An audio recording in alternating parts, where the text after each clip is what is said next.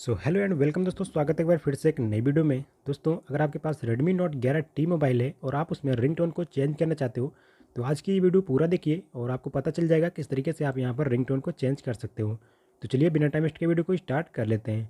दोस्तों, सबसे पहले आपको करना क्या है, अपने मोबाइल की जो सेटिंग है उसको ओपन करना है। सेटिंग को ओपन करने के बाद आपको यहाँ पर एक ऑप्शन मिलेगा साउंड एंड वाइब्रेशन का। तो आपको साउंड एंड वाइब्रेशन पर क्लिक कर लेना है।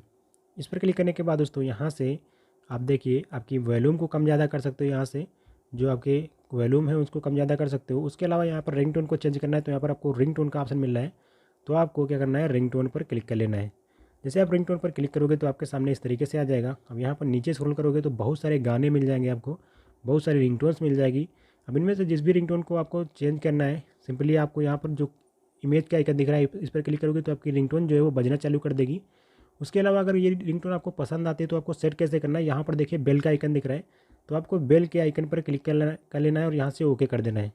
जैसे आप ओके करोगे तो अपलाइड सक्सेसफुली हो चुकी है, यानी कि आपकी रिंगटोन जो है वो चेंज हो चुकी है। तो इसी तरीके से आप दोस्तों यहाँ पर रिंगटोन को चेंज कर सकते हो। अगर दोस्तों वीडियो पसंद आए तो वीडियो को लाइक करके चैनल को सब्सक्राइब जरूर कर लेना।